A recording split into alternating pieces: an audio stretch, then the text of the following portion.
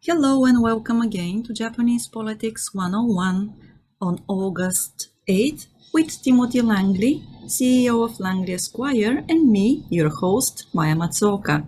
Let's hear what Timothy has to tell us. We're here on Sunday morning with Timothy Langley, CEO of Langley Esquire. He's going to tell us what is going on in Japanese politics, and there is a lot of things going on really here.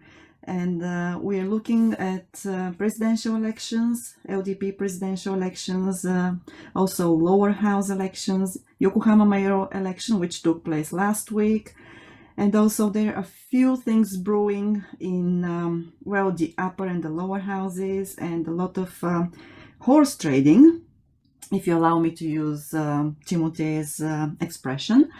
And we're going to talk about a few other things as well. On the way, feel free to let us know if you want to share your thoughts, if you have questions to Timothy, or if you want to say that he is not right, and he's got some, you've got a different point of view, but please let me know first. Don't talk to him directly because he will be busy concentrating on what he has to tell us. So thank you very much. And crying. Yes, and crying. Yes. So thank you very much, Timothy, for coming to the room this early and for finishing your first cup of coffee. We are ready to start, so the floor is yours. Thank you very much, Maya, and good morning, everybody. This is so rewarding to see so many people signed up at 8 o'clock. We've got a lot of other lazy people that exist in this universe that sign up, at 8:30 or so, or just when we start getting really towards the end of it. But like Maya said, if you have comments or suggestions, there's a nice feature on Clubhouse now. It looks like a little paper airplane at the bottom where you can send a note. And if you do have a comment or something, you don't feel like coming up on stage, you can use that feature. It's really, really handy. Today is August 8th, and we are gaining traction on a lot of things politically. Similarly, there are a lot of things going on with the Olympics and the vaccines and that sort of thing. But what I'd like to focus on is the Japanese political part of that. And today I want to talk about the Ldp presidential election, which is starting to heat up now. And you're going to be able to see things developing in real time over the next 2 weeks. And so I want to prepare you for that, and I want to kind of tee it up so that everybody has the same kind of foundation, and you can anticipate together. And also, from week to week, more and more of you will feel more comfortable about jumping up onto the stage and sharing your opinions, or maybe an insight that you have that has escaped other people, or that maybe deserves a little bit more attention than I've given it. So I'm just teeing it up. Maya's set up the room. We're talking about Japanese politics.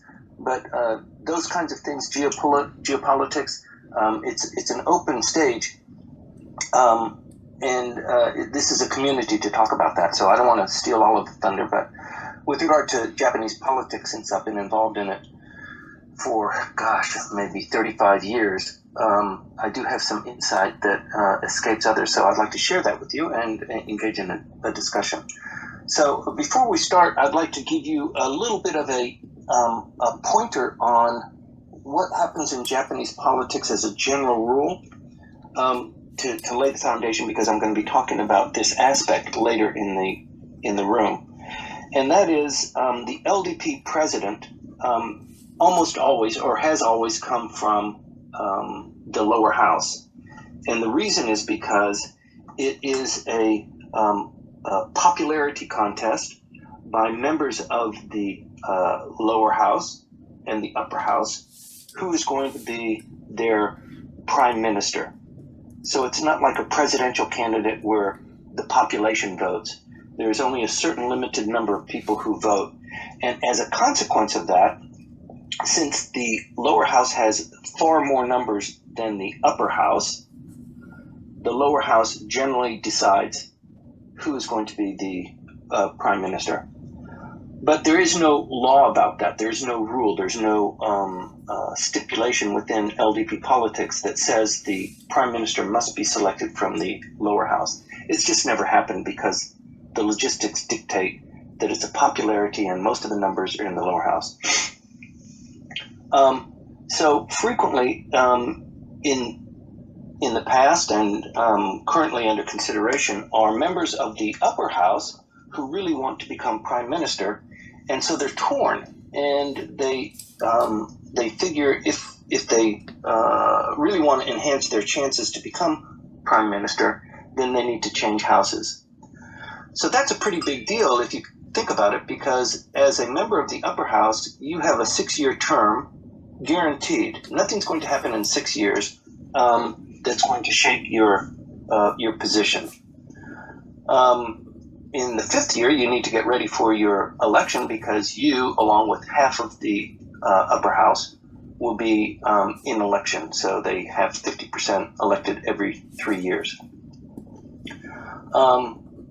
And if you're going to give that up and go to the tumultuous lower house, where very infrequently do you serve out your full term, very rarely do you serve out your full term. In this election cycle, all of the members of the lower house will serve out their full term, and it's like the second time in post-war history that that's happened.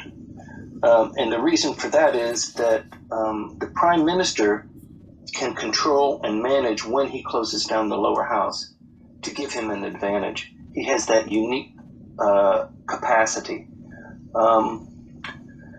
And so there is one contender right now who has already announced he's going to quit the upper house and go into the lower house because he wants to become prime minister. This individual attempted to he was a candidate for prime minister in the 2012 presidential race.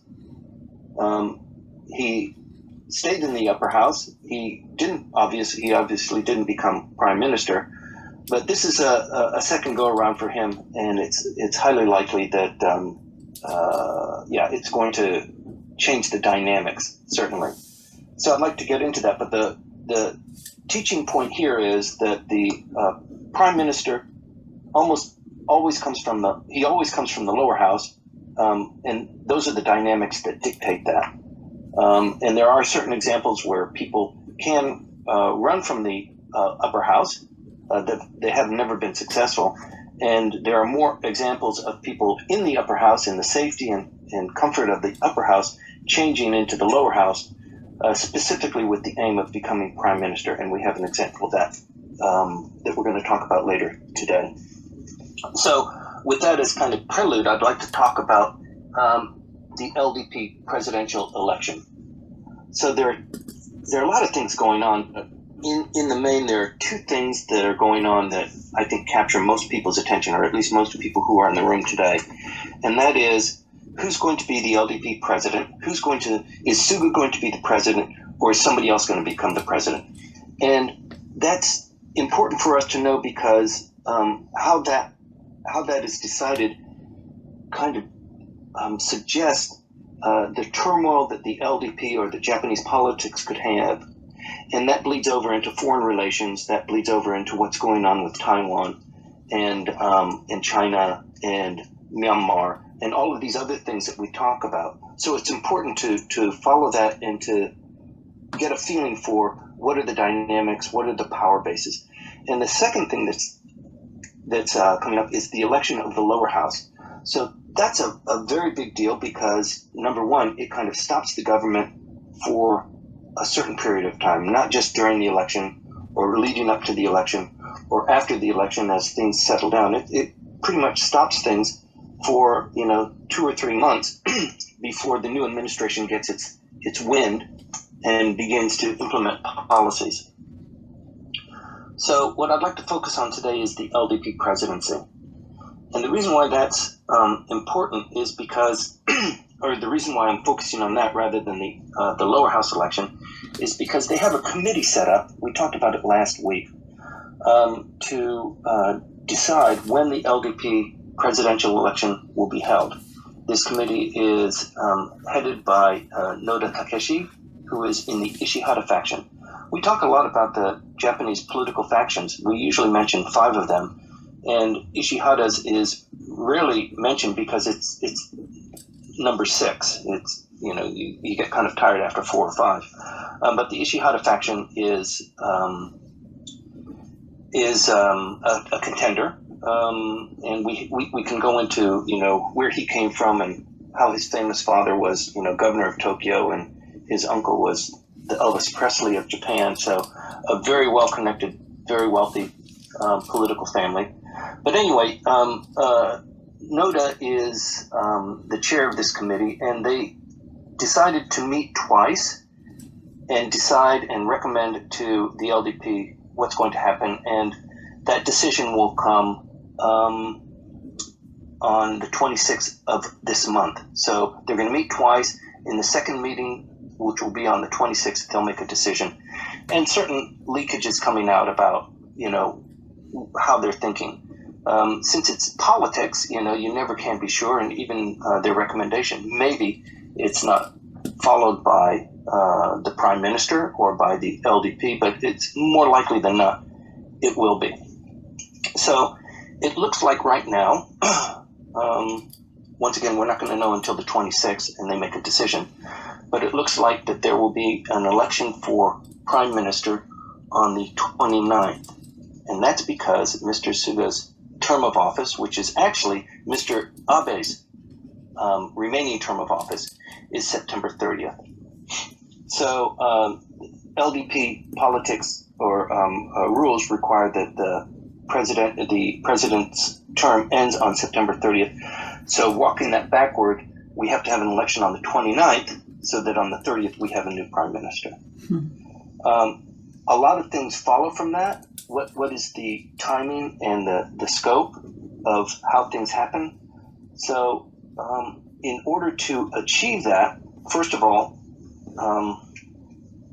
in the context of what else is going on, we've got the Paralympics, which end very soon before that date. And one of the things that Mr. Suga promotes himself as the viable candidate is, you know, the COVID response, the Olympics, how things have happened, the digital agency.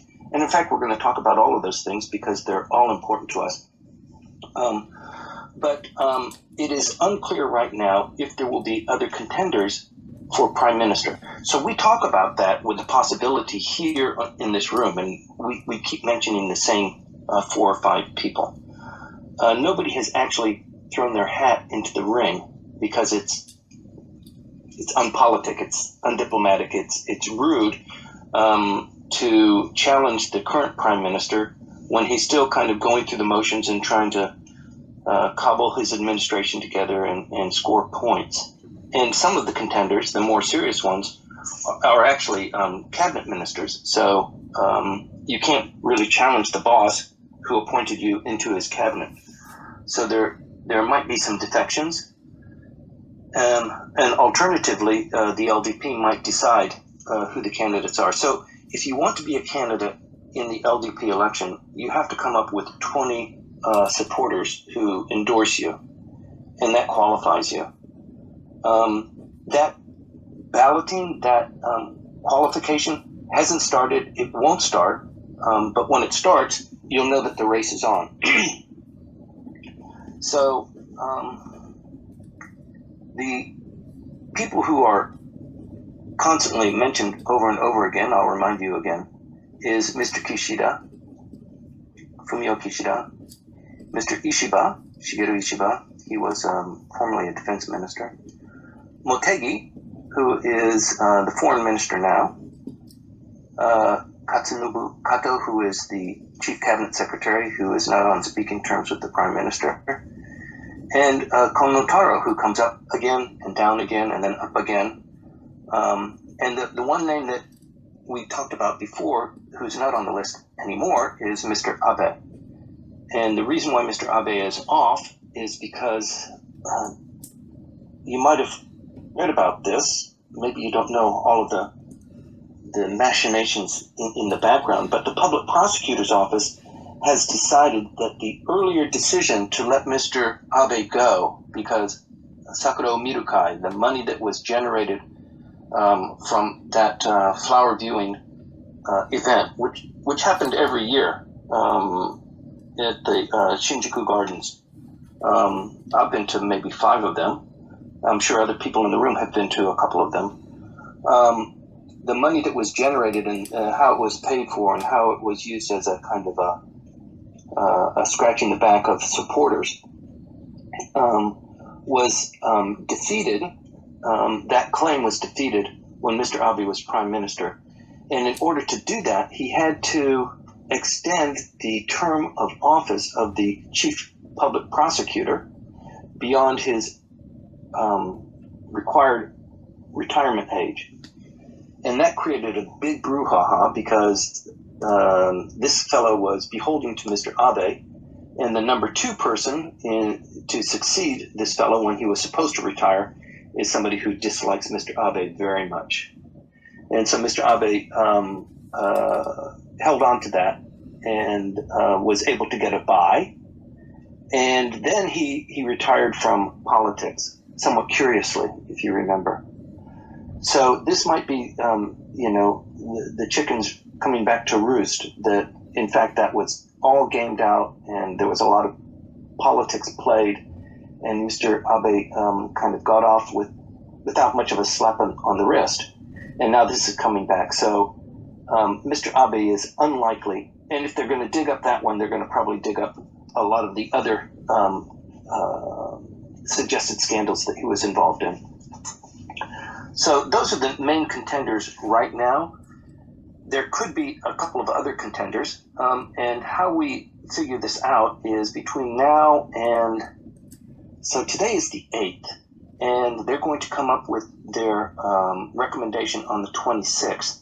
So that gives us about 2 weeks time, and the way you're going to figure this out is listen to what the heads of the various factions, the Hosoda faction, the Aso faction, the Kishida faction in particular, and also what Mr. Nikai is saying in the press, because they're telegraphing these signals, telegraphing what their intentions are, not only to prepare the LDP voters, but also to perhaps dissuade other contenders from coming up.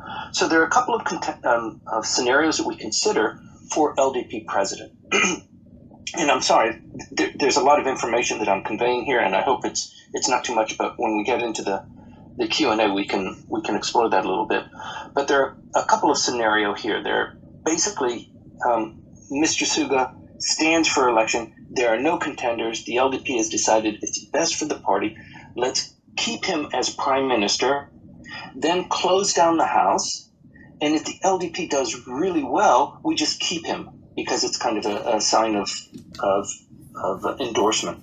And if the LDP does poorly, which is it's predicted to do poorly, then we change the prime minister and we slot somebody else in. So for the time being, let's just keep things cool. We've got the Olympics that are just over. We're just kind of considering whether we're going to go into state of emergency number 5, which I think is a likely scenario too.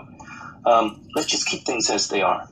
The second scenario is that there is somebody that runs, but it's just a show to reveal that Japan is a democratic country and it's not a dictatorship and people have a choice. So it would be, somebody who wants to make sure that their name is there as a placeholder for the next time. Probably just 2 or 3 people. The third scenario is that Mr. Suga decides he's going to make a handover. He's going to identify somebody that is to his liking. He's a kingmaker, so therefore, like Abe and like every prime minister before him, they become more powerful after they're in office. And that's what typically happens in Japanese politics. When you're in the seat, when you're in the hot seat, you're under a lot of scrutiny. You can't receive a lot of money. You're totally tied up. Your schedule is totally tied up. Wherever you travel, it's in a motorcade. When you finish that, now people can talk to you. They can be more private. You can have more of a life. And look at Mr. Abe. miraculously came out of his illness, and he looks very, very healthy and sprightly. And he's doing a bang-up job on collecting political funds for his party. So that is a third scenario. The fourth scenario, the one that I kind of like the most, is a faction war. We see all of the pieces in place here for the chief factions battling it out, and it's such a delicious state of affairs with Mr. Abe, Mr. Aso fighting against Mr. Nikai, who is fighting against Mr. Kishida.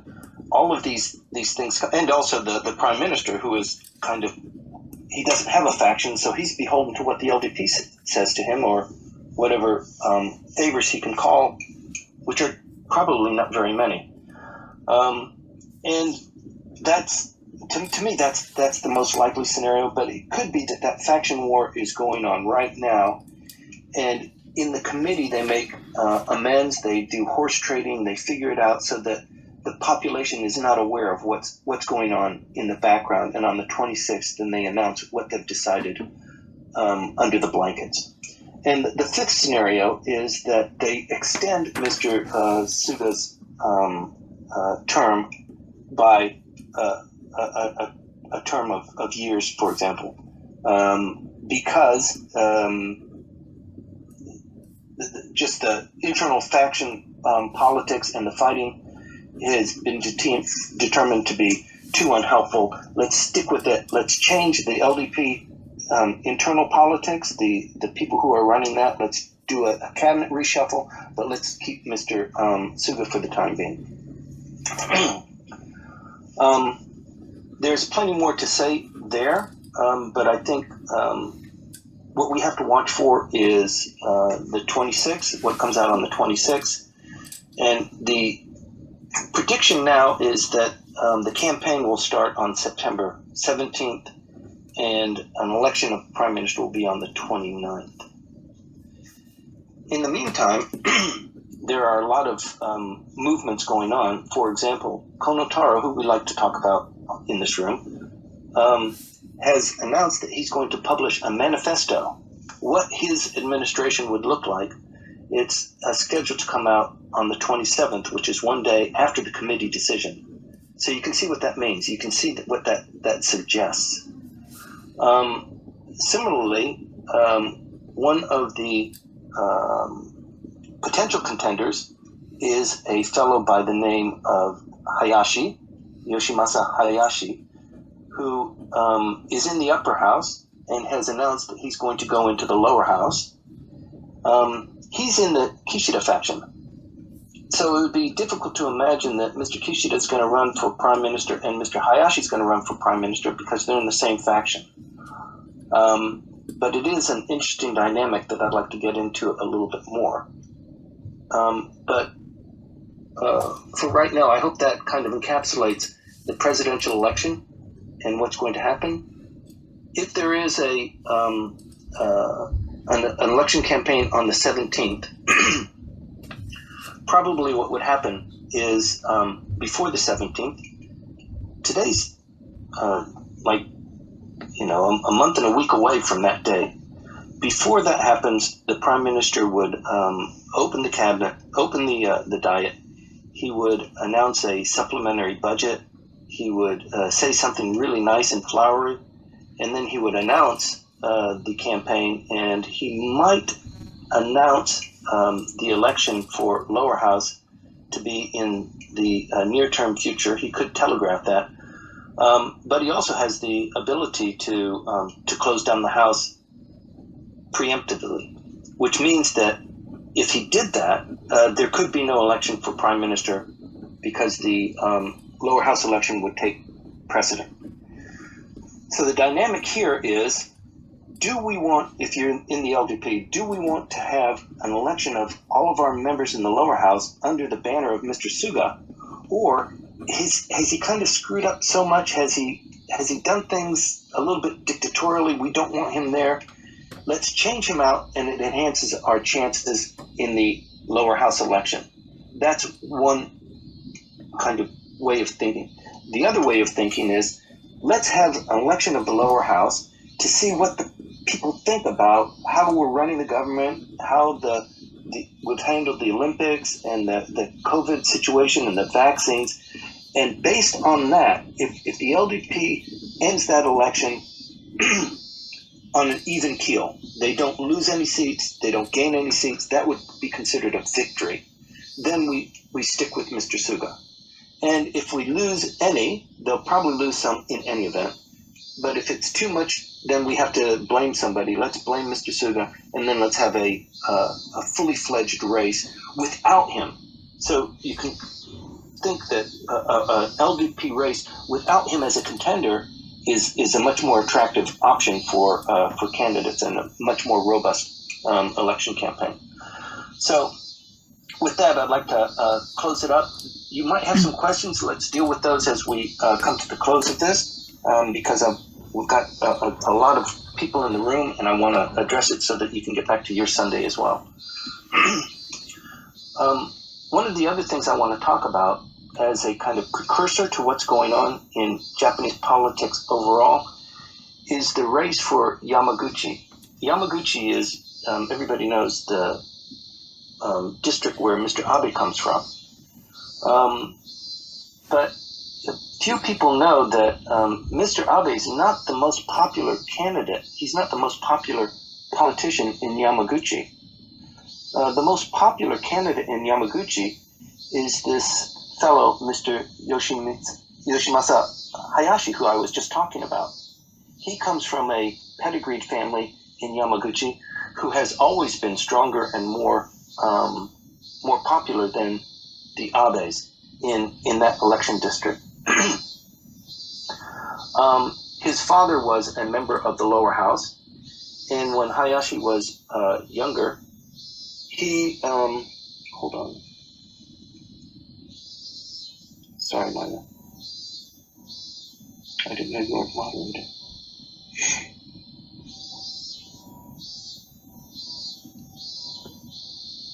There we go. The Hayashi family has pretty much ruled there, not in the same election district as Mr. Abe, but they are wildly successful.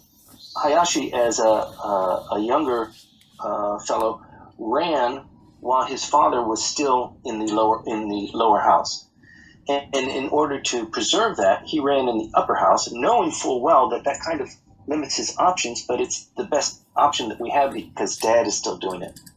So he ran in the upper house, was wildly successful. He has ministerial portfolios at in the agriculture ministry, the defense ministry, ministry of education. So he's qualified to become prime minister, and in fact ran to become prime minister in 2012, but was unsuccessful.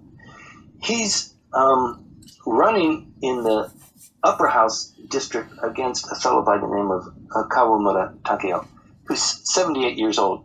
Hayashi, by the way, is 60 years old.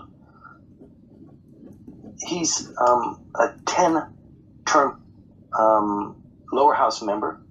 He also was in education. He was chief cabinet secretary, and he's in the Nikai faction. They would be running against each other. And Mr. Nikai, as you recall, is in the LDP. He's the LDP bigwig. He's the secretary general of the LDP. He decides who gets to run in what district. And Mr. Hayashi has now kind of given him the one-finger salute and said, I'm going to run in this district that this fellow who is one of your faction members is also running in. Mr. Nikai is the one that determines who runs in what election district and who gets the financing for their election. So this really pits these two people against each other in a very significant way, because one of them is going to get the election campaign funds from the LDP and the endorsement from the LDP, and the other one is not. And you can kind of guess who's that's going to be. To make things a little bit more difficult, in this district in Yamaguchi, the 2020 census has said there aren't enough voters to justify the 4 diet seats there, the 4 lower house seats in that district. So we're going to redistrict and we're going to remove one of those seats. So that means that there were 4 seats available, there are only going to be 3 seats in the next election run. And so it really reduces the opportunities for that. At the same time, Hayashi is in the Kishida faction. So Kishida is the one that wants to run for prime minister, as you might recall. The dynamics between him running and Mr. Hayashi running is daunting. I mean, it would be ridiculous to do that. But Mr. Hayashi has already said, just because he's leaving the upper house to join the lower house, he is going to run for prime minister. He probably needs to hold off and wait for Mr. Kishida to do it first. Mr. Kishida's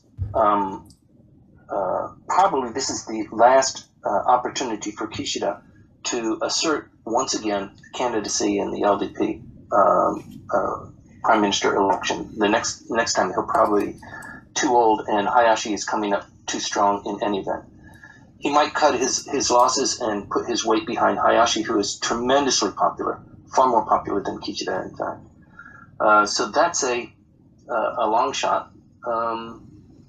In this Yamaguchi district, the district we're talking about is district number 3. District number 4 belongs to Abe Shinzo, and district number 2 belongs to Nobuo Kishi, who is Mr. Abe's blood brother, who was adopted by the Kishi family and therefore has a different last name. But he's the Minister of Defense, and that's kind of, in a nutshell, Japanese politics all over again. I mean, if you watch what's going on in Yamaguchi, it really reflects a lot of how Japanese politics is run overall.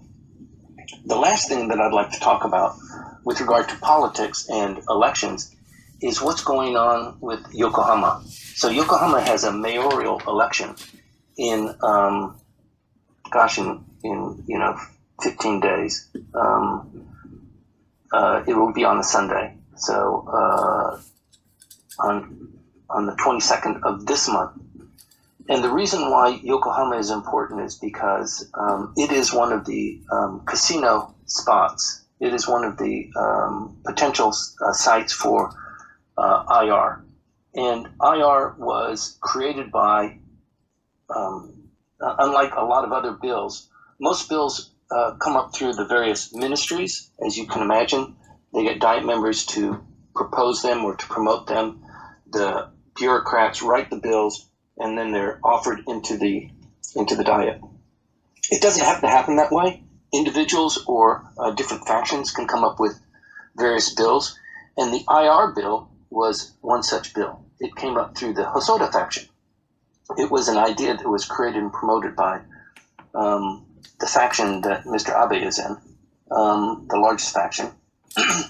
And one can imagine that the reason why it was promoted like that is because it's a huge construction, it's a huge potential pork barrel project, and we want in on that, and we want the pole position on that.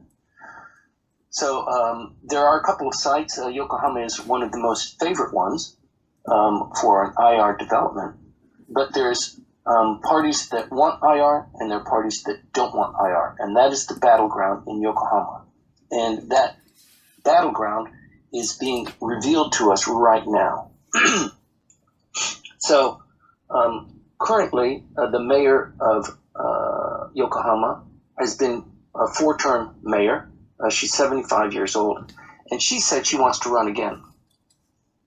The LDP, she's an LDP member, by the way.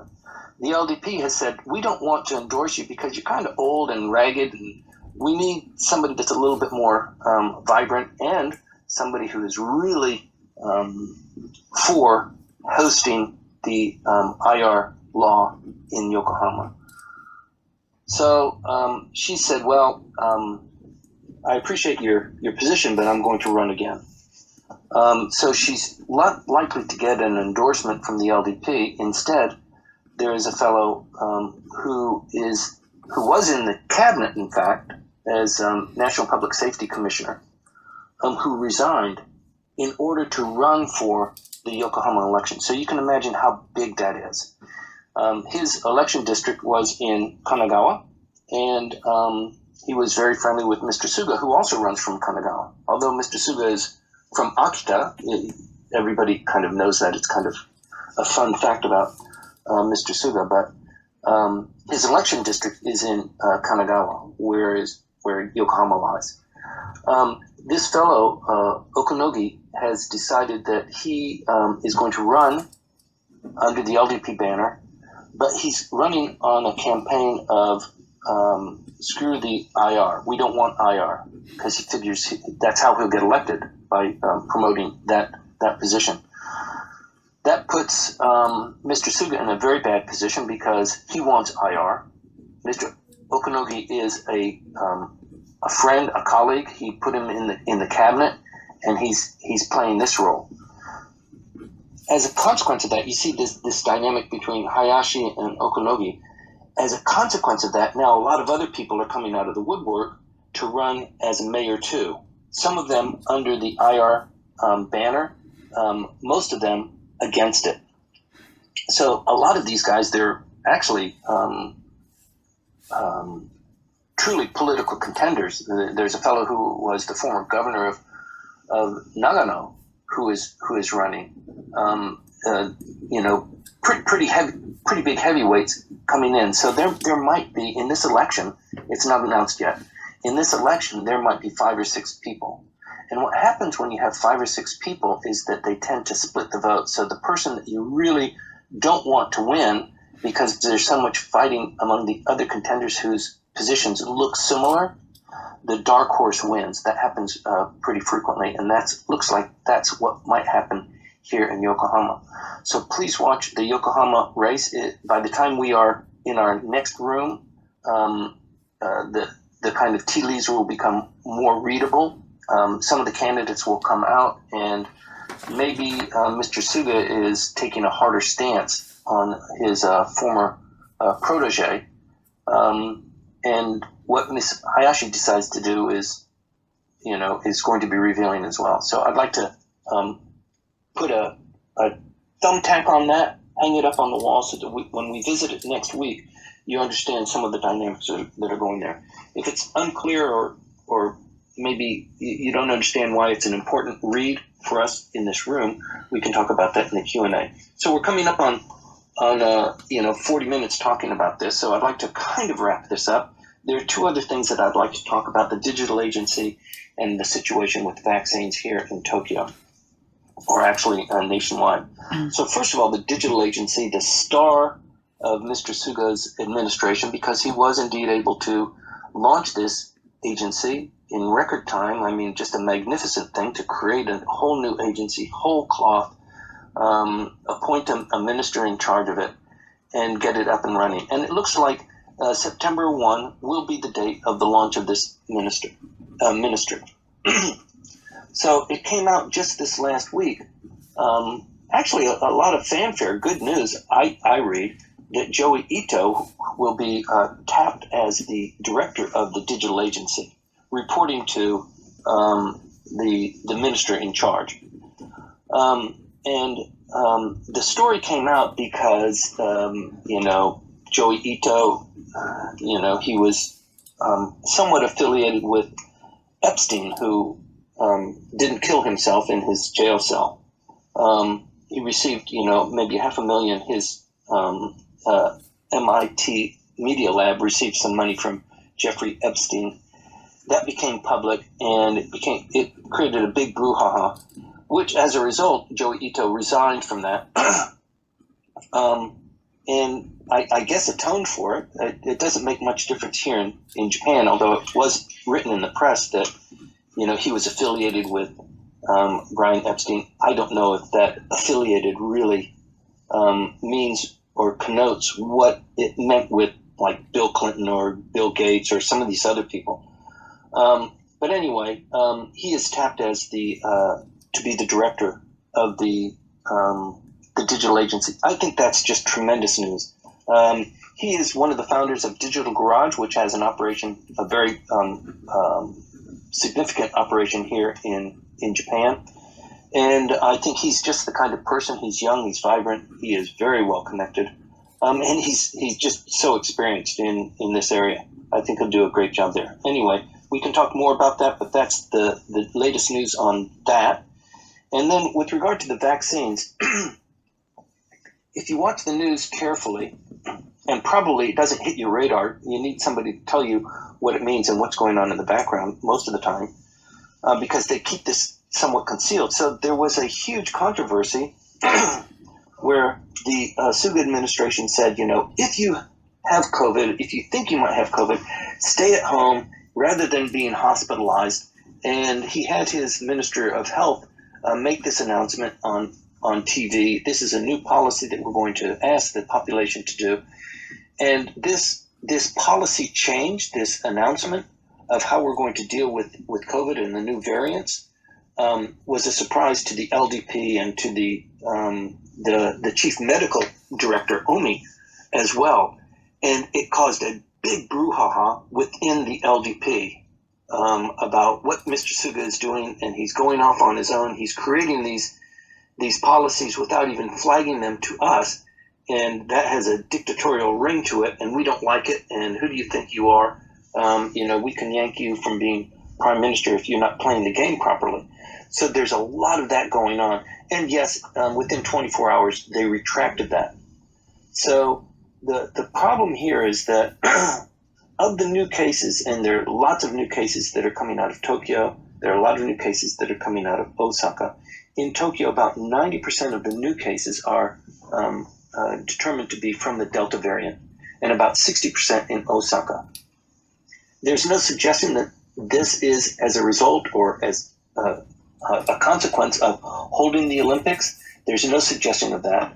But then again, we might just not know until the waters calm a little bit and the Olympics are behind us. And like JFK, we know the true story only after the true villains have kind of disappeared and the data is out there for analysis.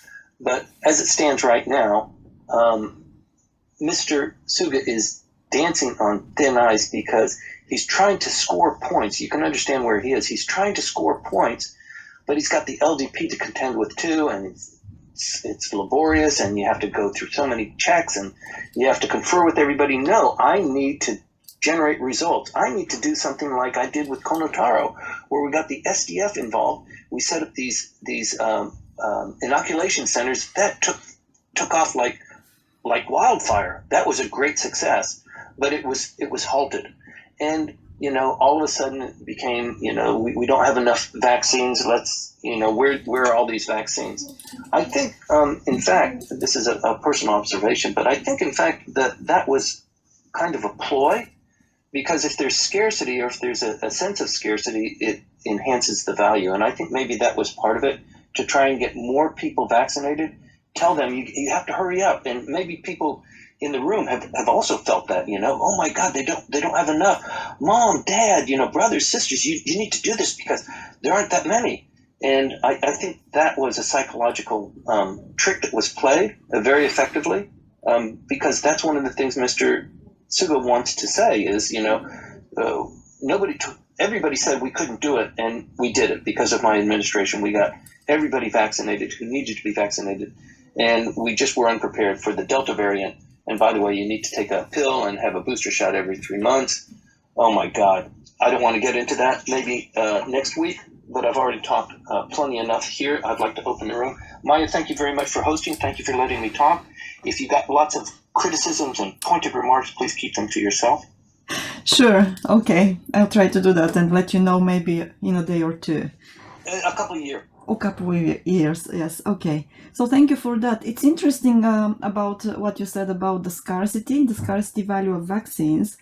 And I don't know whether it is somewhat related, but in the news yesterday there was a piece of news about a Japanese pharmaceutical company actually trying to get permission to use a drug which is administered orally, a drug to treat COVID.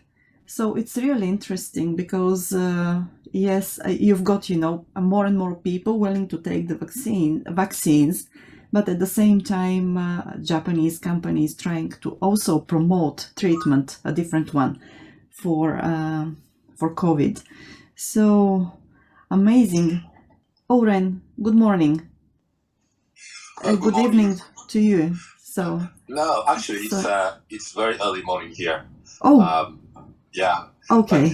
But thank you for hosting this room as always, and it's been very educational for me, and I'm sure for many listeners as well. I'm a little bit how do I say? I have two questions. Maybe I should go one at a time. The first question, Timothy, if you are willing, if you're okay to share your view about the Yokohama IR. And there are two kinds of politicians, one with or the other without the IR banner. Right. And I'm neutral. I'm on the fence, but I would like to hear your insight on those who are opposing IR. Which one of, you mentioned there are a lot of them. Which one of those politicians do you think has the most alternative proposal to charge up or jumpstart Yokohama's economy without the IR? And what is his proposal of the alternative to do this without the IR? That's my first question. Okay, let me address that one first, and then we can get into the second one. Yes, please. Okay, so IR is a huge jump in the entertainment industry here in Japan.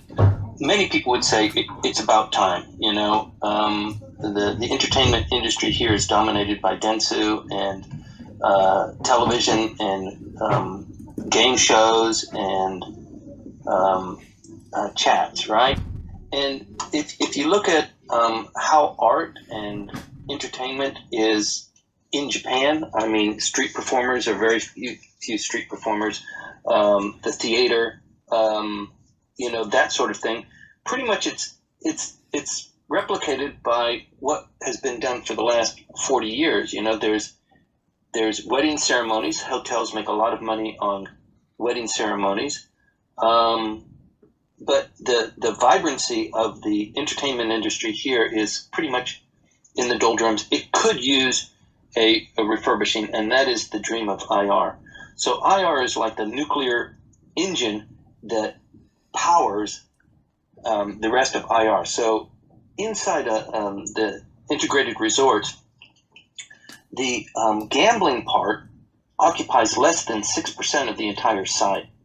And the rest of it is theaters, hotels, eateries, drama production, that sort of thing. So it's like a Disneyland for adults. And it is a tremendous engine of economic growth. The problem is everybody says, not here, not in my backyard. I'd like to enjoy it, but not here. Move it into Tokyo. Tokyo said the same thing. The Tokyo site was originally scheduled to be where Tsukiji was. That was the biggest plot of land that they could get. It doesn't look like that's going to fly. Yokohama has a far larger piece of land open for development. So the tension there is there's a certain group of people who don't want the gangsters involved.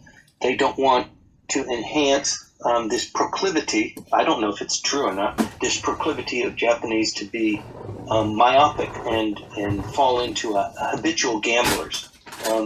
I know that's sometimes said of people in China, that they have habitual gamblers. It becomes a real social problem and has caused lots of problems.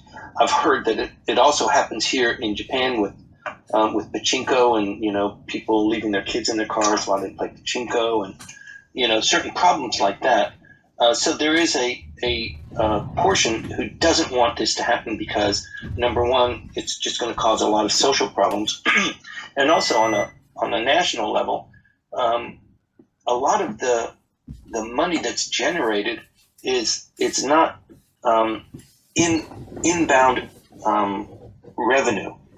It's a foreign company that comes in with this technology, how to run not just the casinos, but also everything that's connected to it. So it's all interrelated, and there's no Japanese company that has that facility. So it would have to be a foreigner who comes in, and that's why the bidding is mostly these foreign houses who come in and they join hands with an established Japanese house. So that's the tension, the construction, the economic development that goes with that, the number of people, the entertainers who live in the community, who buy cars and rent apartments and that sort of thing. There are some people that are for that and some people that are against that. I personally think, it's a toss-up because when you look at Yokohama, the person who is for it is Miss Hayashi, who is a 4-term mayor, but she's not gung-ho for it. She's for it because she thinks it will help her win. But she's not a huge fire-breathing proponent of it. And I think that's because the people in Yokohama probably don't want it, so there needs to be some way to mollify them and give them tax breaks or tell them how beautiful life will be afterwards.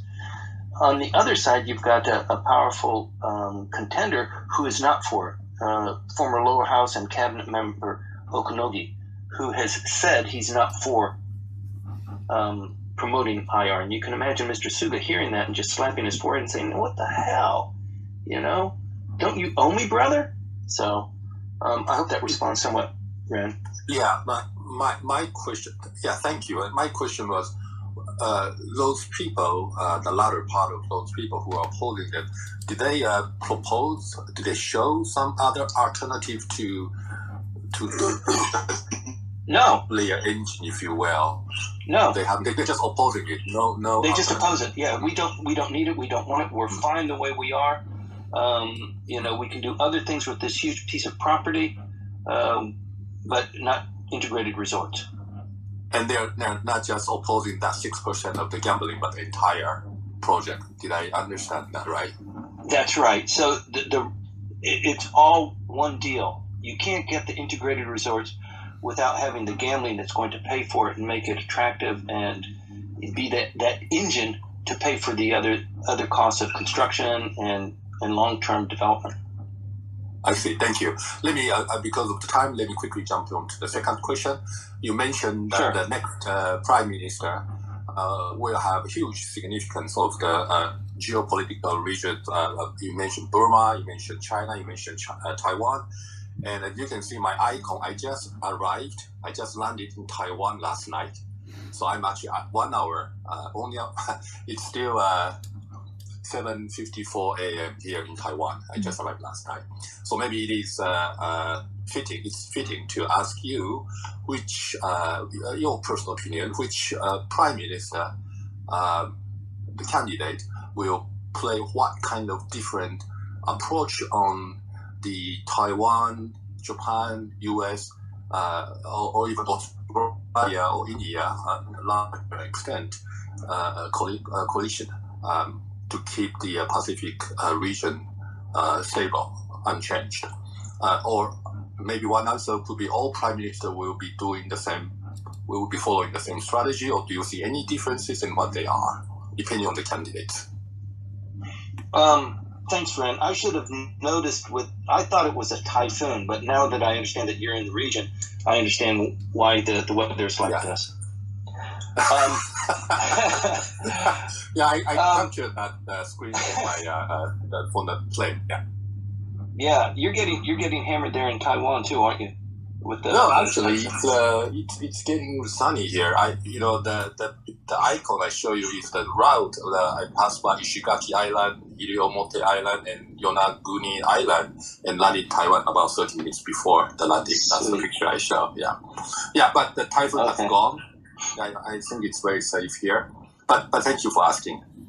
Okay, so to respond to your question, yeah, I think the timing is right. I think, in fact, Mr. Suga was a holdover, a transition for us. And I think we need somebody dynamic and strong and somebody who can hold their own with, what is approaching Japan. There are a lot of decisions Japan needs to make. I mean, take a look at all of the foreign navies that are in the region now, many of them making port calls here in Japan, and Japan in the naval exercises. I mean, it is really building up. It's not very nice suggestively. People are preparing for what could possibly happen, so in the hopes that it doesn't happen. But I think we need a leader that's going to be able to take Japan very much forward. I like Motegi a lot, and I like Konotaro a lot. Katsunobu Kato as Chief Cabinet Secretary is, I think he would make a better position elsewhere. I don't think Ishiba has much of a chance of winning. And I know a lot of people like Kishida, but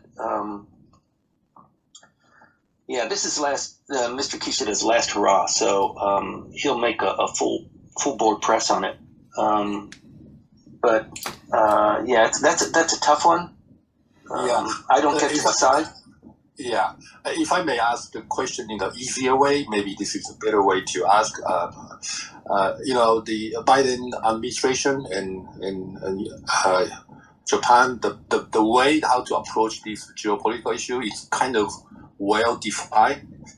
Which one of those candidates, in your opinion, if he became the next prime minister, will throw off the current balancing or current strategy off balance most dramatically? Yeah, I think that's clearly Konotaro. Oh, Konotaro. Yeah. Wow, interesting.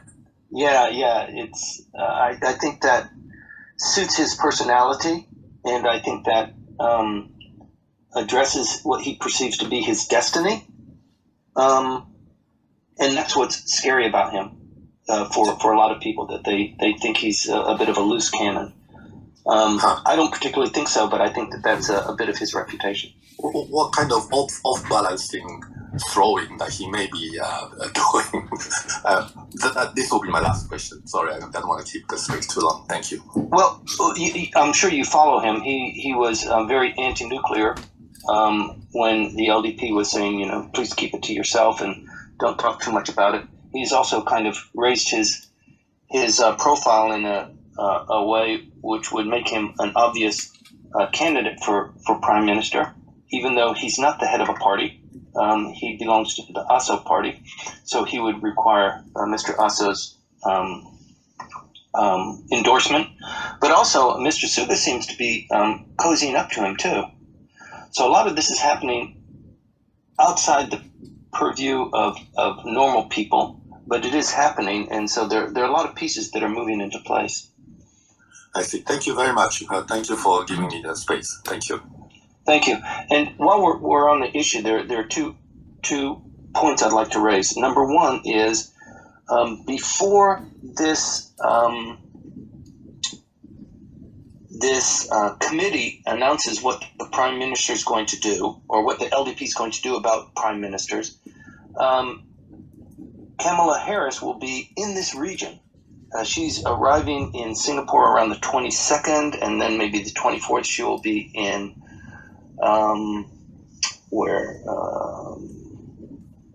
maybe the Philippines, I'm not sure. But she's not coming to Tokyo.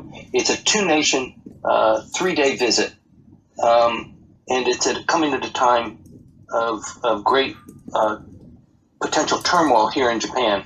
So she's avoiding Japan for whatever reason, maybe because she's not the president of the United States, she's the vice president, or maybe they're pushing her out to just get her a little bit more public fanfare. I'm not sure.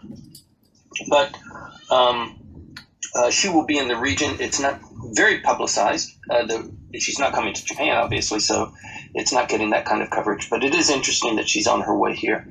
The second thing that I'd like to address, Cole, you asked about why Katsunobu Kato and Mr. Suda do not seem to be on speaking terms. Katsunobu Kato is the chief cabinet secretary. He's probably the second most powerful person on the cabinet, although that's somewhat arguable because you've got Asotaro to deal with, who is deputy prime minister and also minister of finance. So he's a pretty big, heavy hitter too. But Katsunobu Kato is on TV every day, so he does wield a lot of political power. The controversy between those two people broke out early in the administration.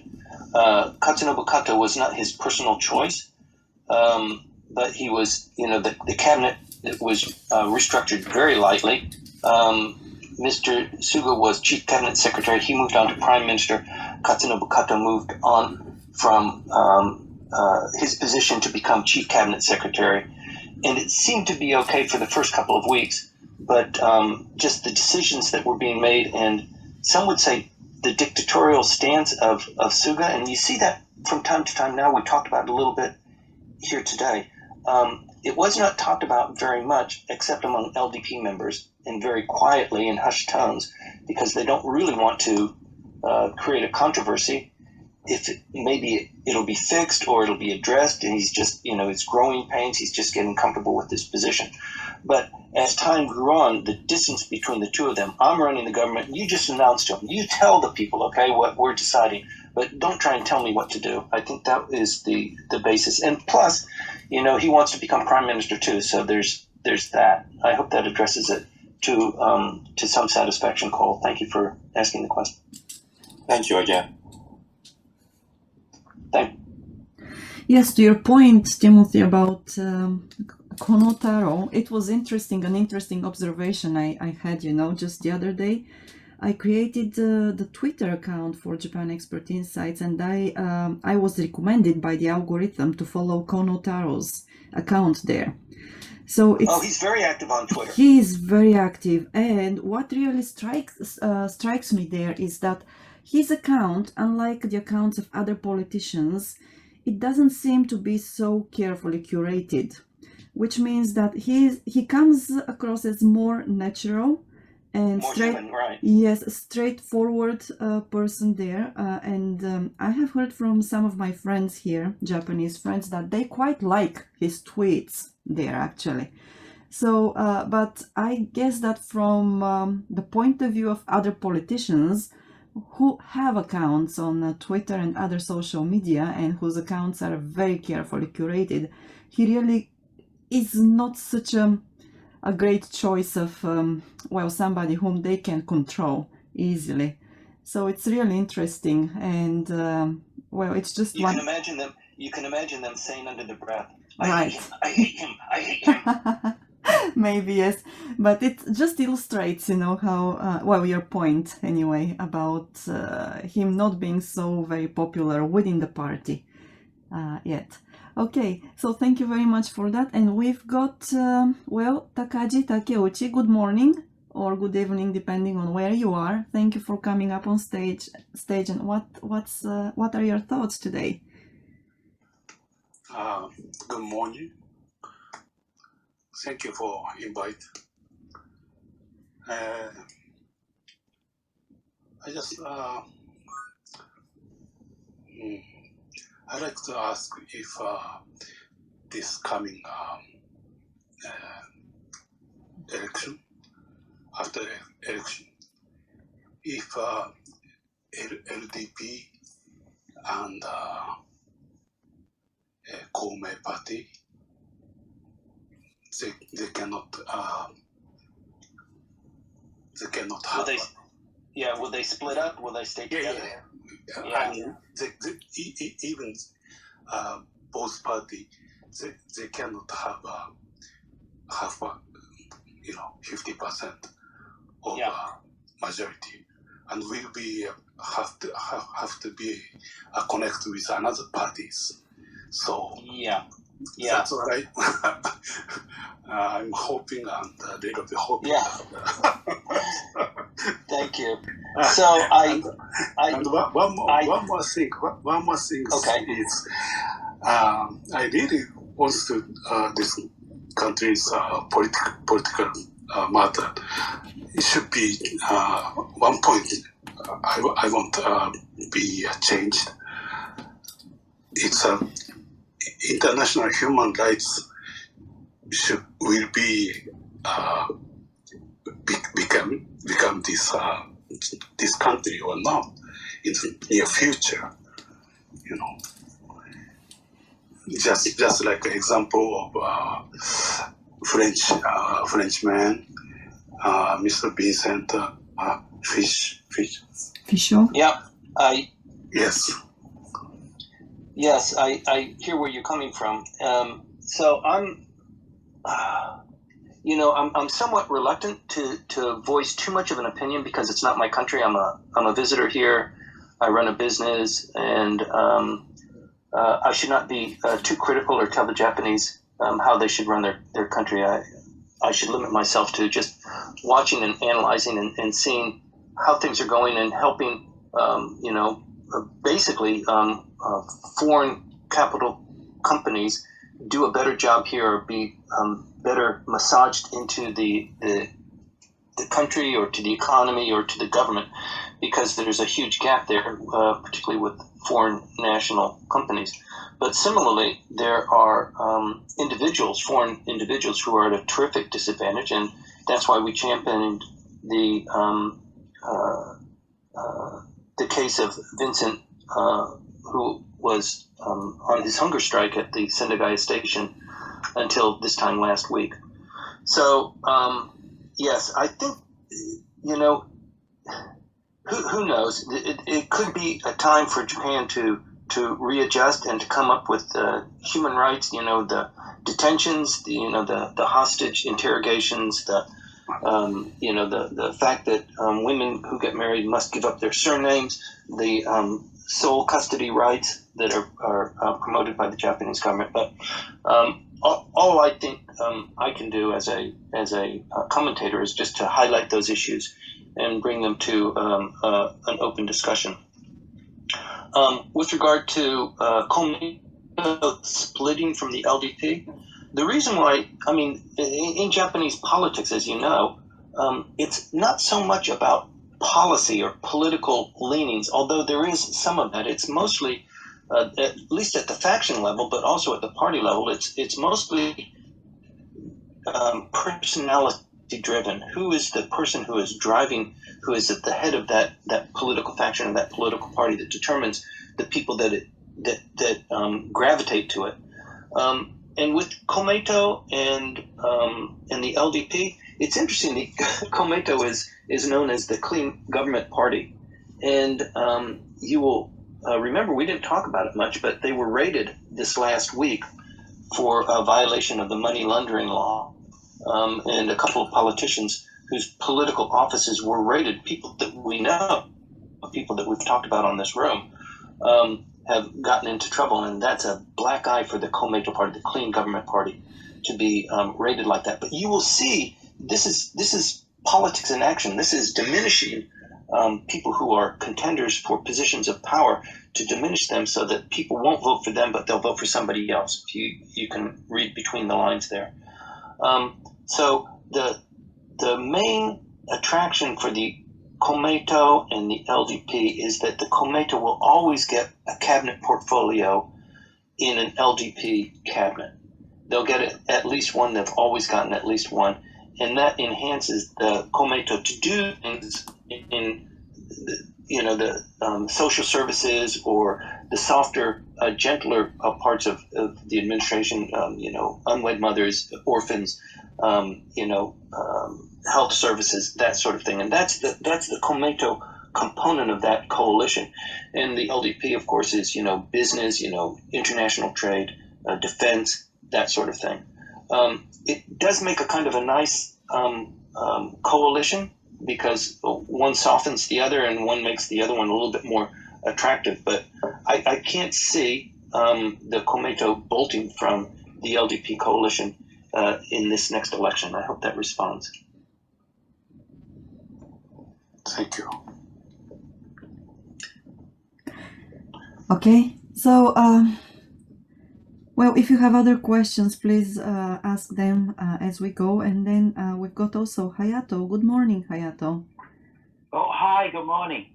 Okay, so, the candidate, I don't know whether this will materialize, but I heard that Miss Takaichi is also one of the candidates.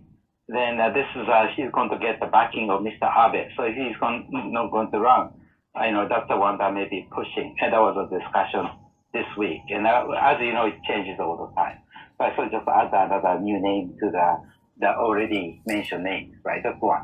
Another one. You're talking about the mayoral election in Yokohama. Oh no! The prime minister, the president of LDP, So you mentioned the four candidates, right? Like Kono Taro and those other guys, right? Motegi. Right. Right. Yeah. So in addition, that's another one that may be thrown in. But I don't know how that's going to play out in the next couple of weeks, right? Right. So that's one. Another one is so like the geopolitical end is really getting really kind of dicey, right? Yeah, because because the last time we discussed, we got this U.S., British and French, and with the Aussie and also Japanese exercising. The Germans are in town too. Right, in German, right? That's right, German. So everybody wants to join the party, right? So that's then, right. So like the last time, so the Anthony Blinken, Secretary of State, went to India to complain. So now India joined, right? So that got a little bit bigger there. And then China, also showed up to start, the similar exercise in the South China Sea, right? So we don't know whether that's going to be just like exercising, or if there's anything there. In addition, China started, doing the exercise to Russia, right? And also China started doing another exercise with the Afghan border, right?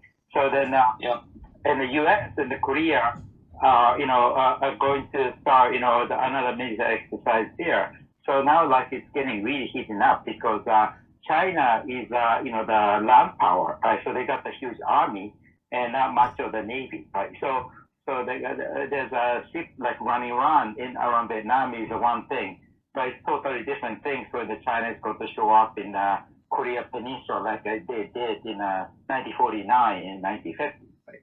Yeah, so. But I guess the only reason the U.S. is going to start military exercise with Korea is a sign that they sense or we sense that may be coming, right? Because China cannot win in the sea battle, but they could win in the land battle, and the only place that they can fight is Korea, right? Yeah, so that's getting really heating up. It's getting very close to Japan. So I don't know how that happened. And also, it's a very unusual move for the U.S. to invite Korea into the military exercise because for several years, the U.S. did not trust the Korean military and the intelligence service. So they have been excluded from the exercise for several years. But now they're just inviting them, right? So because they feel like the military leaders and intelligence are being penetrated by Chinese, so that the U.S. has kind of kept off all this, the participation of the Korean military for a very long time. Yeah, so maybe it's turning into a big hit there, a lot bigger than it looks like. And also the Singapore, in the world of intelligence, we call Singapore the China or Chinese colony, right? So because so China and Singapore is under the influence of China. So last week, a couple weeks ago, there was a U.S. defense secretary went to Singapore, right? Then now like Kamala Harris is coming. Yeah, so like and the only way that I can think of is they're not visiting Singapore, but it's more like a discussion of China in person, and that's the only place that they could have. Right. And another like a kind of concern, my personal concern as well is there's a huge news that's coming here and there that Joe Biden has a cognitive dysfunction, right? Yeah, so because he's getting old or getting dementia, like Mr. Nikai. Yeah, so for that, like Miss Harris is getting pushed to be in the front, and if Joe Biden resigns, then she'll become the president. So the question is, well, like before, she became the vice president, she never had any foreign experience, and she had to go through the orientation after she became vice president. So what happened then? That's the biggest challenge in the politics today. I'm done talking. Thank you very much, Hayato. If Stephen is still in the room, I'd like to invite. Hi, Stephen. If you can come up to this is really your area, and also you've got a room coming up with Maya starting in September that focuses specifically on the political angle. But for me, it's about time that the United States wove in South Korea, but they still even have trouble trusting and relinquishing some of the significant security data to the Japanese, and they've been basically quote unquote occupying Japan, or at least the military component of Japan's defense for 50 years, and they still have that problem. So going with the Koreans, it's a little bit more dicey. But yes, they are a major component in this trajectory. But also, before Stephen, you weigh in,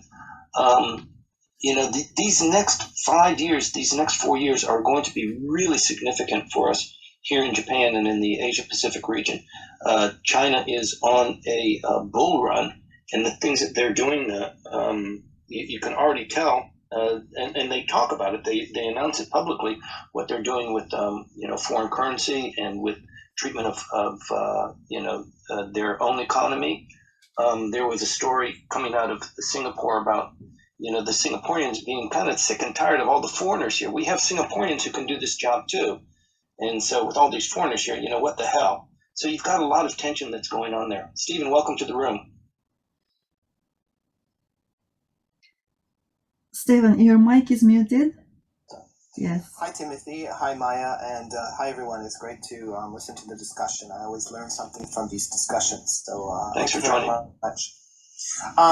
Let's just kind of do a go around the region, and let's think about the region from Japan's point of view, because this is all about Japan politics. And I think you mentioned the Korean angle, Hayato, and I think Korea is an important place for Japan. It's concerned about how reliable Korea is as a partner within the region. And I mean as a bilateral partner, but also within the trilateral relationship between the United States, Japan, and the Republic of Korea. And I think under the Moon administration, that relationship has become extremely fractured because of the politicization of the Supreme Court, the demands for renegotiating the Comfort Women deal that was signed back in 2015. And Korea, because of its economic relationship with China, really is seen at this particular stage as a challenge for Japan. But that being said, I think over the past year, the relationship has nudged in a better direction. And we've had some joint operations with Japan and Korea and Australia quite quietly recently. And I think those joint exercises are a stepping stone for better relations between Japan and Korea post President Moon. And I think that's really important for us to be thinking about. Pivoting to Taiwan, and we've had a lot of different comments by prominent politicians, whether it's Vice Minister Aso or the Defense Minister Kishi or others, talking, and I think significantly former Prime Minister Abe talking about Taiwan not going down the Hong Kong path. I think that these should not be be viewed as Japan seeking to defend or form an alliance with Taiwan. I think that the signal is that Japan wants the status quo to continue, and that's the signal that they are sending to Beijing, is that we're happy if the status quo continues, but if Beijing pursues a more aggressive approach towards Taiwan, then Japan will have to find ways to work with the United States and other like-minded countries to try to reinforce the status quo vis-a-vis Taiwan. And I use that expression very, very deliberately. Nobody's questioning the one China policy openly.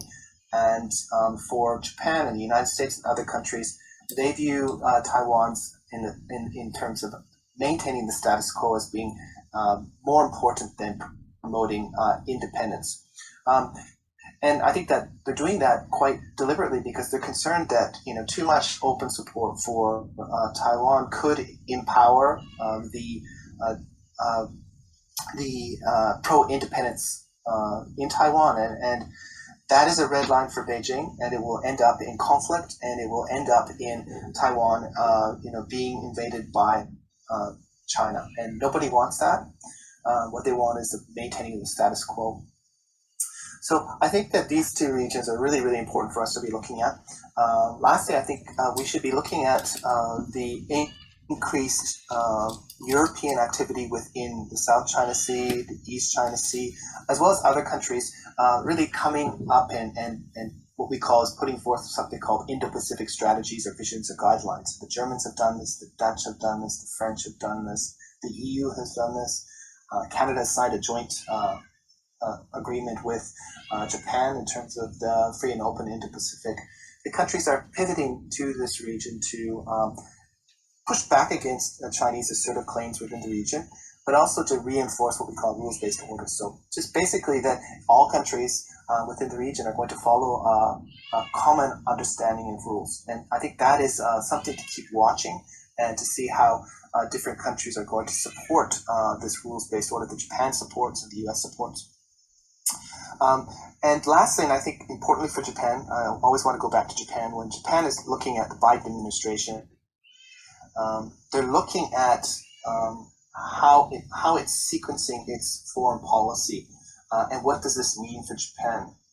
And I think that they have been, the Biden administration has been tremendously successful in the sequencing of its foreign policy. When it came into power, the United States' first visit was to Japan, and then South Korea, and then of course they had the meeting in Alaska.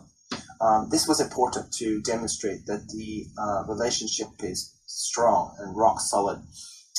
We saw prominent comments by Kirk Campbell, who's like the Indo-Pacific czar, saying that the relationship with China will not be normalized as long as allies of the United States, whether it's Japan or Australia, others, are bullied through economic coercion and other actions. We saw the Quad Leader Summit in March. We saw Mr. Suga visit Washington and come up with a joint statement. We saw the G7 with a joint statement, which Japan pushed hard on, promoting peace and stability in Taiwan Strait. So there's been a lot on the table, and I think that allies of the United States, such as Japan, are looking at this sequencing process of the Biden administration. It's very strategic, and they look at it in a very positive light. And I think that Vice President Harris's visit to the region will be seen in that light, that the United States is building up and rebuilding its diplomatic footprint in the region to push back against Beijing from a position of strength. And that's good for Japan, and that's good for friends and allies of Japan as well. Thank you, Stephen. Between you and Maya, can you give us a plug on your upcoming room on geopolitics? Yes. Okay, well, Maya, go ahead. Okay, we're still in the process of planning the room. So, speaking of dictators. Speaking of dictators, that's me. Yes. All right. And then we're talking about starting the room in September. So it is still in the preparation phase, and well, it's going to be well, more or less based on discussion about the Indo-Pacific region and well, geopolitics as well. So Stephen, if you have come up with other ideas in the meantime, just please let us know. And yeah, so I'm sure that quite a few people might be interested in what is to come in September. So I think the focus is really going to be on this Indo-Pacific region, but what Japan's doing in the region with perspectives from other countries of how they're viewing Japan. What are the challenges for Japan in the Indo-Pacific? What is some of its diplomatic engagements within the region? And why is Japan thinking about the Indo-Pacific as opposed to the Asia-Pacific?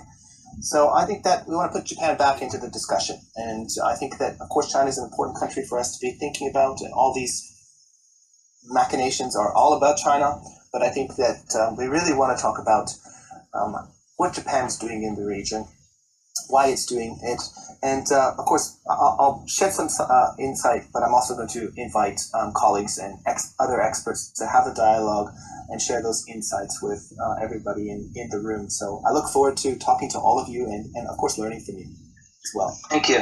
Thank you. It's such a huge and important issue. It's too much for us to bite here on Japanese politics, and I think that our focus should be on the politics, the internal politics, what's going on here, and focus on you doing the geopolitics, because that's your area of specialization, and you're so great about it, and a prolific writer, and I'm very much looking forward to it. Is that going to be a Monday night room? Have you decided that yet? Yes. We're thinking Monday night. Yes. Sounds great. But, Timothy, I do think, the domestic politics and the geopolitics are interrelated. And that's what I like about this room, because you try to bring them together. And I'm not sure, I missed the first part of the discussion, but you're probably talking about the fate of Nikai-san moving forward. And I think his fate is very much related to how Japan is taking stronger positions vis-a-vis China and vis-a-vis Taiwan. And I think, again, illustrates that point of the relationship between what's happening within the party, the LDP, and how this can be seen through Japan's external behavior. Yeah, and it's not just about buying pineapple. Hey, Stephen. Yeah, go ahead, Ren. Hey, how are you doing? Hey, since we talked so much about the importance of the partnership between Japan and South Korea, and then the next president of South Korea, I believe, is going to be decided in March next year, which may become as important as the next prime minister for Japan, right? So would you be covering that South Korea's next presidential election strategy or insight in your geopolitical room? And that would be great. But I was asking. Yeah, absolutely, Ren. I think that when we're looking at the region and we're looking at, we must include what's happening in the Korean context. My view is we're going to have a conservative politician come into the Blue House, and a conservative politician will have all the same problems with Japan, but they'll probably be put and discussed behind doors, and we'll see more cooperation with Japan on some of the issues, and the United States, issues in the Indo-Pacific. And I think that will be quite interesting to watch, because I think that the conservatives, if they do come into power in Korea, are going to probably be more overt about participating in the Indo-Pacific vision and the Quad, but they will ask for a quid pro quo, and that will probably mean a harder line on North Korea. So it's all interrelated, and I think it's exciting to watch.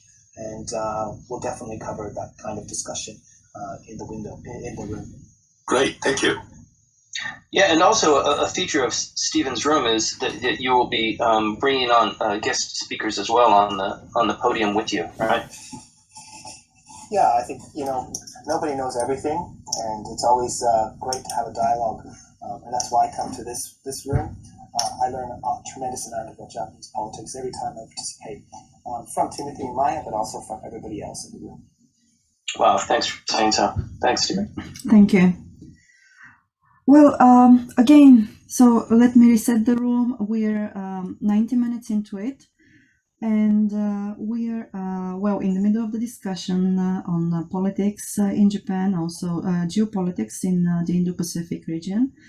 And I would once again encourage you to raise your hand and come up on stage so that we can talk about questions which you might have, or things which are of concern to you.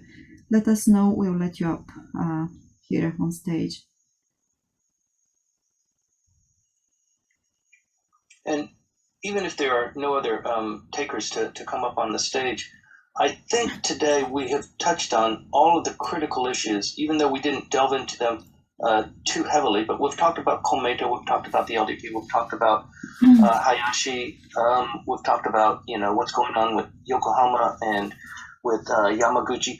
All of these things, the virus treatment and the kind of controversy that's generated inside the Suga administration vis-a-vis the LDP. This has all been mentioned. So it's like Stephen said, not everybody knows everything, but also we can't talk about everything here and hold our audience in rapture if we just overload it. So the key here is just attend every week. You'll hear the same names, the same issues will be coming up, but after a while, you'll get a better appreciation for how the dynamics work, who are pushing the buttons, what forces they need to kind of manipulate in order to get what they want, and what kind of concessions they have to consider. Because for me, it's important. It's important for foreign capital companies. It's important for foreigners who live here to have an appreciation for what's going on in Japanese politics, because it does make a difference, and it does reflect in our daily life. So if you don't have any other questions or issues to bring up, that's fine too, because we'll be back here next week and we'll have another robust discussion. Oh, hi. Another kind of update point. Right? So, what happened before World War II in Japan and U.S. Is happening now in Japan and U.S., which is the U.S. and Japan buy the product from U.S. and vice versa. So because I was just told last week that in my area on renewable, the investment, nobody's going to buy any more like a Chinese-made solar panel, and banks are not going to finance it. Right. So then that'll be the cheapest solar panel, and if you have to buy it in the States, the cost will be a lot higher. So all the things that what we saw in a history book, is happening all over again. Yeah. No, absolutely.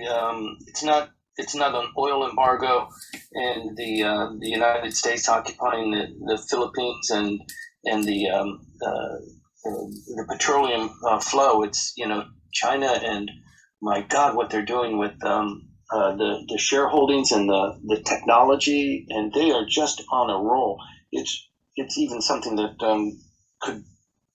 we could dedicate a full room to. Their intentions are rather clear about making China more cohesive, whole, and running the country the way they want to run it, and having full access to all of the generation of data that's developed there. China will be a different country in 10 years, and I think similarly they intend to make their region a different region than it is right now within the next 10 years. So like I said, like I predicted, these next couple of years are going to be really, really exciting and dynamic, and there's going to be a lot of change because, like Stephen said, the approach of the Western countries and Japan and some of our allies here in the region in dealing with China is to keep it from hitting the boiling point. But if the Chinese are hell-bent on just using this as a hiatus and to secure their position and to just push the envelope, which I think is what they're going to do. It's like, shut up and put up your dukes. If you're just gonna talk about it, then we're just going to continue going forward, and that's not what we want to happen. So it's a real challenge for us. So you guys, I think it's really interesting when we talk about this relationship between Japan and China, and Japan and China, the world. There's a real paradox. Over the past 2 years, the favorability of China in Japan, the United States, Canada, Australia, and many, many countries, it's actually at the lowest level it's been since normalizations of relations. The paradox is as though our trade relationship has deepened. And I really encourage you to think about this. Actually, trade is up between Japan and China. Trade is up between US and China. Trade is up between Canada and China, despite all these troubles. So we're very much interdependent. And Japan, of course, so much of its trade is done with China. And the future of the Japanese economy will be based on China. Of course, it'll have a strong relationship with the United States, but we should be very clear about that. So there are guardrails in terms of the relationship, and I think Japan is proactively thinking about how it can insulate itself. It's called the Goldilocks position. How can it, have a strong economic relationship with China, at the same time protect its interests? And we see Japan working with its partners to do that. We see China plus one approach to production networks in China, where things are made in China for Chinese, by Chinese, with Japanese technologies. We see certain technologies being relocated to Japan or relocated elsewhere. So Japan has a very nuanced approach to engaging with its neighbor that it can't change. China has been here for 2,000 or 3,000 years. It's going to be here for another 2,000 or 3,000 years. So how do we manage that relationship? And I think Japanese policymakers are thinking about this very creatively. And I think it goes back to Takeuchi-san's point about human rights and international norms. And this is kind of the paradox of the former Prime Minister Abe, who was seen as a nationalist, a conservative, that Japan's secure future is about tying itself to an international community and international norms.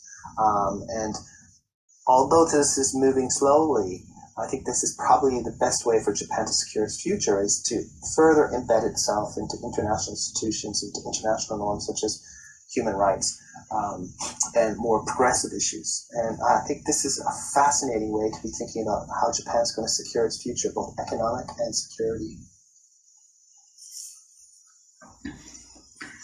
Thank you. Yes, thank you, Stephen. Well, if I may go back to Japanese internal policies, I just wonder, we have seen, in the press a lot of coverage of the progression of the pandemic in Japan, and how the number of cases is increasing, and also the number of deaths, and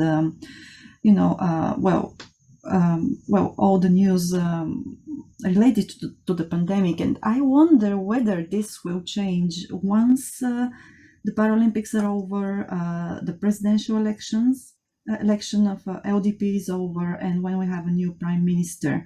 So because the developments in some other countries, European countries, show that after the elections, of the government, the latest elections, somehow, the news about the pandemic,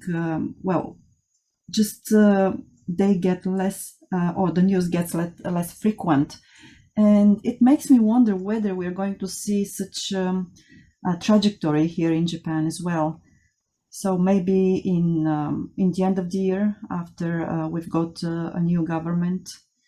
I would like to hear your take on this, Timothy. Yeah, I think there will be a dramatic change, because as Mr. Suga was a holdover administration, and he was confronted with not only the virus, but also the distribution of vaccines and the inevitable Olympics. He was constrained in ways that another administration or another prime minister would not. Once that part is over, most of the vaccines would be, they predict maybe by November, and also the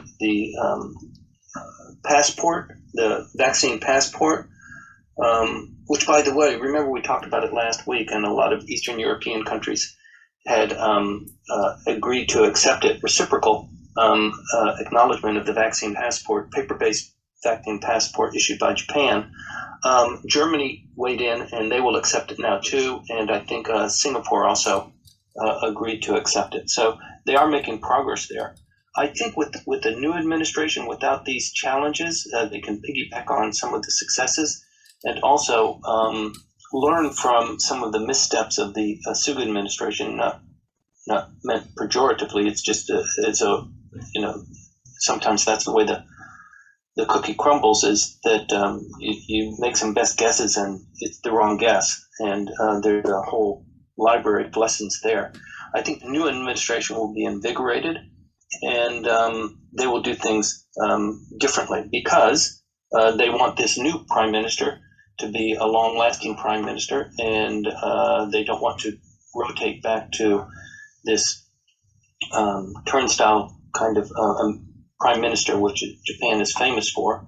Hopefully that pattern has been broken. But I think, and look at the candidates for prime minister. You have some really significant, very accomplished individuals. And those are the kinds of people that will be peppered inside the cabinet and within the LDP. So hopefully this tension that we have with Nikai, with Abe, with Kishida, this kind of, it's funny, and people who live here in Japan realize this too, that although you work inside a company and your target or your enemy are your competitors, or maybe it's the market, I think it's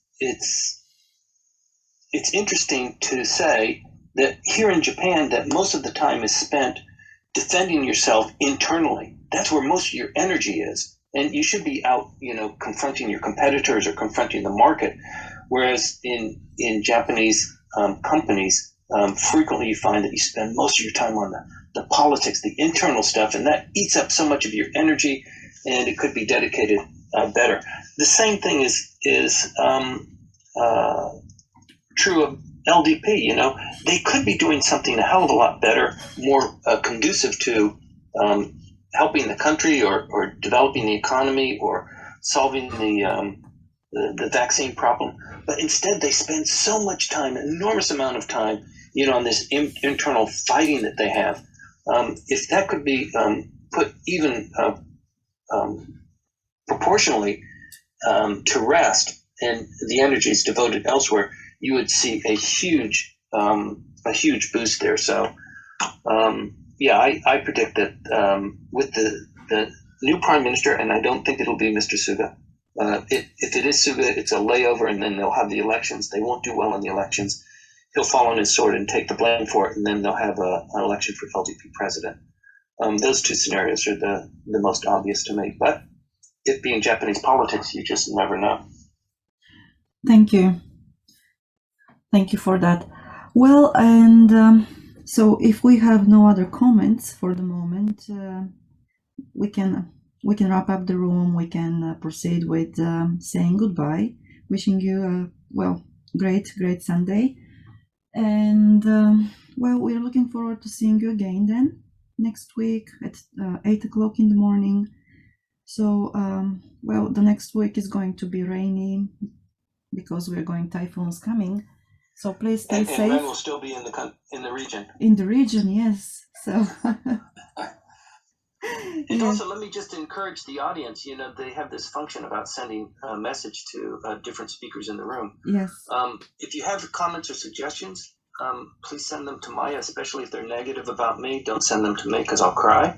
But this is, we're building a community here, and our analytics, we study the analytics on the room, who comes into the room, how long they stay, what's the stickiness. This is our community to talk about and to understand more about Japanese politics and Japan's role in the region. So please contribute if you're not comfortable enough coming up on the stage. At least weigh in with your comments or suggestions, and we will, pay attention to that and, modify the room accordingly. So thanks very much. It's so gratifying to see, the same people, the same faces, and to have an audience that's interested in the same things that we're interested in. So I greatly appreciate it, and appreciate my host. Thank you, Timothy. Yes, thank you for that. We also have a room on Thursday morning every week. So next week we'll have Ren as a speaker. So if you're interested, yes, it's going to be really very well. I believe that it will be an engaging room, but because Ren has long experience in doing business with Japan and the United States, so it's going to be indeed a very insightful session as well, I believe. And we're going to talk about delivering and commercializing foreign innovation in Japan. It is a topic which is quite difficult, and those of you who have tried to do that in the past know that it's not an easy thing to do, but Ren has been quite successful so far. Yes, Ren, please. Yes, and it's probably going to be a very boring room for Timothy because there will be no politics involved in that room. So. Well, I'm sure that we'll have Timothy, join the room, so don't worry about that. We'll get, okay, great. Yes, we'll get the jokes.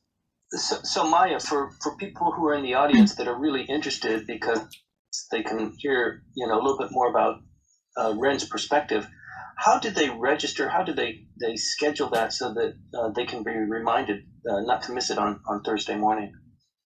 Thank you for that. The rooms are announced in several places. One of them is here on Clubhouse. If you follow Japan Expert Insights, you can see the club icon on top of this page here.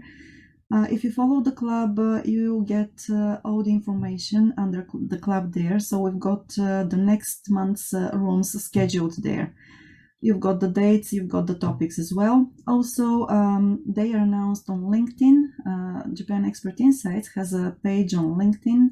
And if you follow that page, you'll be informed about the upcoming rooms there as well. So please feel free to give us a follow. And if you have any questions, you can always let me know, or Timothy know, or Stephen as well.